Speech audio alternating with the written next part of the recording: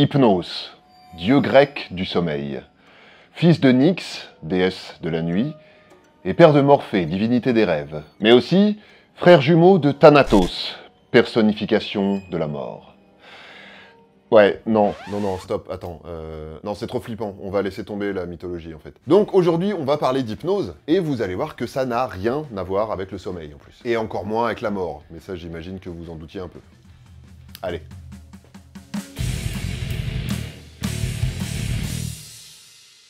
Donc, l'hypnose médicale même, si vous avez bien lu le titre. À quoi ça sert, comment ça marche, pourquoi on s'en sert, etc. J'imagine que vous vous posez plein de questions sur l'hypnose médicale. Eh ben ça tombe bien, parce que je vais y répondre, et je commence même tout de suite avec celle-là. L'hypnose, ça marche vraiment? Bon, vous vous doutez bien que si je vous en parle aujourd'hui, c'est que la réponse est oui. Sinon, j'aurais fait un short ou une story Insta et on n'en parlait plus. Mais c'est quand même intéressant de faire la distinction entre différents types d'hypnose. L'hypnose de spectacle, ou l'hypnose de rue, par exemple, qui sont des divertissements, ou l'hypnose médicale, ou l'hypnothérapie, qui sont des disciplines de soins. Et c'est justement de celles-là, des dernières, dont on va parler aujourd'hui. Non pas que les autres soient pas intéressantes, mais disons que c'est un peu moins ma partie, quoi. Bon, mais je vous entends d'ici me demander... Et du coup, Mesmer, c'est de l'arnaque ou pas? Bah pour Mesmer en particulier, j'en sais rien, à vrai dire, mais l'hypnose de spectacle, elle utilise des techniques d'hypnose, juste pas pour faire la même chose que l'hypnose médicale, quoi. Mais l'hypnose médicale, c'est quoi en fait? Bon alors déjà, si vous discutez un petit peu avec des hypnothérapeutes, comme je l'ai fait moi-même, bah vous entendrez souvent dire que c'est un pléonasme, parce que par définition, l'hypnose, elle est médicale. C'est pour faire des soins, en tout cas. Pourquoi? Et bah parce qu'à la base, l'hypnose, elle a été inventée par Mesmer. Non, pas celui-là, justement. Là, je parle de Franz Anton Mesmer, un médecin allemand du 18-19e siècle. Le vrai nom de l'autre Mesmer, c'est Éric Normandin. Donc en plus, il n'y a aucun lien entre les deux. Franz Anton Mesmer, bon, c'est un médecin très controversé, mais on s'accorde à lui reconnaître un truc, c'est le précurseur de l'hypnose moderne. D'ailleurs, en anglais, hypnotiser, ça se dit mesmerize. Bref, Mesmer, le médecin, il utilisait déjà l'hypnose à la cour de Louis XVI, mais en réalité, ça existe depuis la nuit des temps. Ça s'appelait juste pas comme ça, mais souvent, les états de transe, les exorcismes, etc., bah, ça procédait un petit peu des mêmes schémas. En tout cas, ça a toujours été utilisé pour soigner, avant d'être détourné pour en faire des spectacles. Mais les puristes vous diront que l'hypnose, la vraie, elle est forcément médicale. Et que c'est une technique utilisée pour obtenir un état de conscience modifié, ou plutôt un état de conscience élargi, qui permet à un professionnel de santé d'aider son patient ou sa patiente. En modifiant la façon dont ils vivent ce qui leur arrive, et en les mettant dans les meilleures conditions pour un soin, mais ça, on va en reparler. Ok, mais du coup, on s'en sert pourquoi? Bon, la première chose à laquelle vous pensez, c'est sûrement l'hypnothérapie psychologique, à visée psychothérapeutique. Ah mais oui, c'est exactement à ça que je pensais. Attends, comment tu le sais? Tu m'as hypnotisé? T'as pénétré mon... Non, stop, je vous arrête tout de suite. Il n'y a rien de magique là-dedans. Personne ne va pénétrer votre esprit ou quoi que ce soit d'autre. On va reparler de ça. Pour l'instant, on reste focus. Donc oui, l'hypnose, ça peut effectivement être utilisé dans des psychothérapies courtes. Ça, vous connaissez sûrement, mais elle est aussi utilisée par des médecins, y compris à l'hôpital. Pourquoi faire? Bah dans ces cas-là, il y a deux utilisations principales. La première, c'est l'hypnoanalgésie. Là, le but de l'hypnose, ça va être de diminuer la douleur. Par exemple, aux urgences, pour faire des points de suture, ou pour faire des soins ou des examens douloureux, aux adultes et aux enfants, ou pour des accouchements, etc., etc. La deuxième utilisation de l'hypnose médicale, c'est ce qu'on appelle l'hypnosédation. Sédater, ça veut dire apaiser, calmer. Et la sédation, à l'hôpital, ça consiste à abaisser un petit peu le niveau de vigilance, de conscience, si vous voulez. Ça peut être juste pour calmer quelqu'un qui est très agité, par exemple, ou qui est très stressé par ce qu'on va lui faire. Et ça peut aller jusqu'à l'anesthésie, y compris l'anesthésie générale, pour les opérations chirurgicales. D'habitude, pour faire ça, on utilise des médicaments. Là, l'idée, c'est d'utiliser l'hypnose. Et on a remarqué que ça permettait de diminuer les doses de médicaments nécessaires, voire parfois de les remplacer complètement. Alors attention, on n'opère pas des gens à cœur ouvert juste sous hypnose, hein, ça remplace pas l'anesthésie générale. Mais à l'inverse, ça peut permettre de garder quelqu'un conscient, mais de mettre la personne dans les meilleures conditions pour supporter l'opération. Par exemple, en 2014, il y a une chanteuse professionnelle qui a été opérée d'une tumeur à la thyroïde, donc au niveau de la gorge, à l'hôpital de Créteil. Et pour pas que le chirurgien risque de toucher un truc qui pourrait briser sa carrière,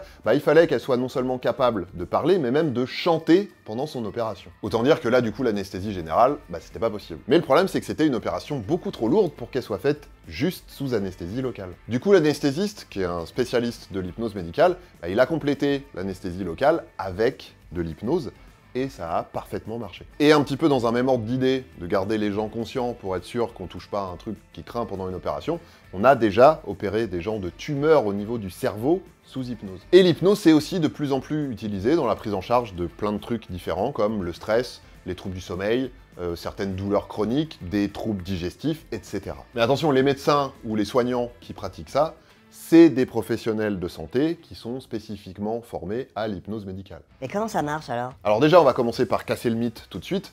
On ne perd pas conscience pendant une séance d'hypnose. Et personne va vous faire le dinosaure non plus.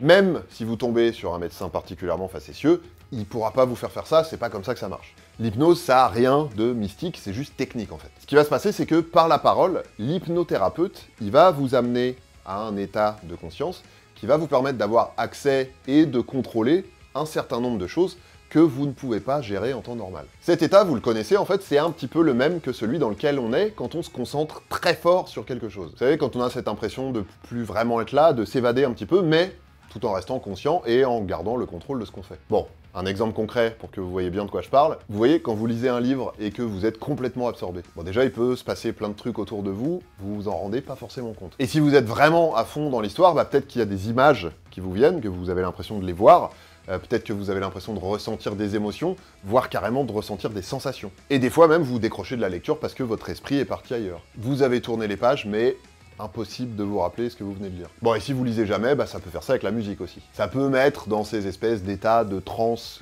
calme et sereine, ces espèces d'états un peu intermédiaires. Bah voilà, avec l'hypnose, l'idée c'est d'arriver à peu près là. D'être débarrassé de plein de trucs qui nous parasitent et qui nous influencent d'habitude, et d'arriver à contrôler des choses comme la douleur par exemple. Alors attention, pour être très clair, l'hypnose, ça ne supprime pas complètement la douleur.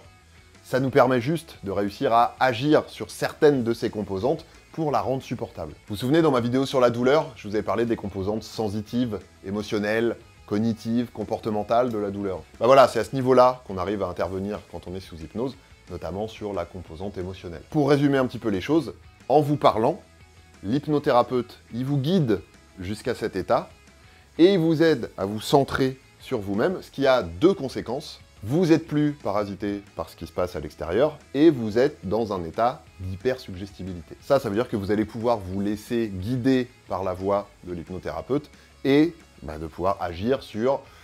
ça dépend en fait. Donc la douleur, le stress, des problèmes psychologiques qui sont difficiles d'accès en temps normal, etc. Il y a de plus en plus d'études qui montrent que ça marche, mais à vrai dire, on manque encore un petit peu de données scientifiques sur la façon dont ça fonctionne concrètement. Comme souvent avec le cerveau, vous avez remarqué. Mais en faisant des IRM à des patients, des chercheurs de l'université de Stanford ont quand même remarqué un truc. Ils ont constaté que sous hypnose, il y a des connexions qui se font entre des zones du cerveau qui sont pas connectées en temps normal. Et c'est ce qui explique que notre esprit est plus capable de contrôler notre corps sous hypnose. Et aussi pourquoi on arrive à se détacher de tout ce qui est extérieur.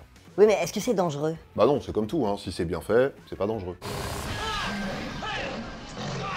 Bon, non, ok, il y a des trucs même bien faits, c'est dangereux. Bon, mais là, déjà, je vous ai dit, vous ne dormez pas pendant une séance d'hypnose.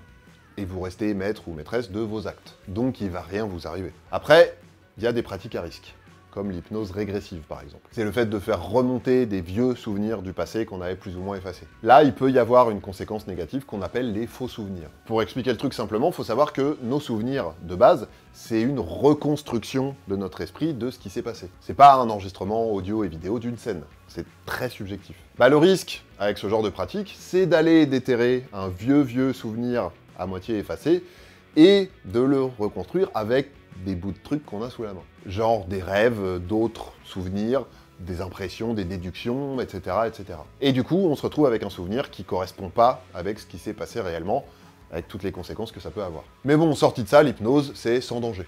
Enfin, l'hypnose médicale, je veux dire. Pour l'hypnose de spectacle, je peux pas m'avancer. Un petit conseil, toujours dans le cadre de l'hypnose médicale, l'hypnose, c'est un outil, c'est pas une spécialité à part entière. Donc, pour une psychothérapie qui utilise l'hypnose, par exemple, il faut aller chez un ou une psy professionnelle formée à l'hypnose. Pour de la rééducation, il faut aller voir un vrai kiné formé à l'hypnose. Une hypnosédation, elle doit être pratiquée par un anesthésiste formé à l'hypnose, mais un anesthésiste à la base quand même. Bon, bref, vous avez l'idée, si vous voulez accoucher sous hypnose, de toute façon, j'imagine que vous auriez pas l'idée d'aller voir un pote charcutier juste parce qu'il a fait un petit stage pour apprendre à endormir les gens dans la rue. Non. Bon. Mais déjà, à la base, faut être réceptif, non? Et comment ça se passe, une séance? Je veux dire, ça marche vraiment bien? J'ai trop de questions, moi, en fait. Non mais c'est normal d'avoir plein de questions, c'est vrai que c'est fascinant quand même. Alors déjà, tout le monde est réceptif parce que l'état dans lequel l'hypnothérapeute nous met, c'est un état physiologique. Un état qu'on a toutes et tous en nous, si vous voulez. L'hypnothérapeute, il nous aide juste à y arriver, à cet état, et à aller chercher les ressources pour lutter contre le stress, la douleur, etc., qu'on a en nous. Donc dans l'absolu, tout le monde peut y arriver, il faut juste avoir un hypnothérapeute qui nous guide avec des techniques qui nous conviennent. D'ailleurs, on peut même apprendre des techniques d'auto-hypnose pour arriver à cet état de conscience tout seul. Donc, tout le monde est réceptif. Plus ou moins, c'est vrai, mais tout le monde est réceptif. À l'hypnose médicale, en tout cas. Hein. Ça, c'est ce que m'a dit le médecin avec qui j'en ai parlé. Oui, parce que pour préparer cette vidéo, j'ai discuté avec un médecin hypnothérapeute. D'ailleurs, je vais vous le présenter bientôt pour répondre notamment aux questions comment ça se passe une séance, est-ce que ça marche vraiment, etc. Bon, je veux pas spoiler, mais vous commencez à me connaître un petit peu maintenant, je crois, non? J'aime bien expérimenter les choses par moi-même pour mieux les comprendre et donc pour mieux les expliquer. Vous voyez venir. Du coup, il me reste plus qu'à trouver un truc douloureux à me faire faire et bon. Ouais. Bon, du coup, pour pas rater ça, tac tac, abonne-toi, mets la cloche, tu connais, hein, et puis tant que tu y es, abonne-toi à mes réseaux sociaux aussi, parce que c'est aussi là-bas que ça va se passer. Voilà, DTC, c'est fini pour aujourd'hui. On se retrouve mais alors très vite, du coup, pour une nouvelle vidéo, vous avez compris. D'ici là, prenez soin de vous et prenez soin des autres. Mettez-vous bien et surtout, Prosternez-vous. portez-vous bien.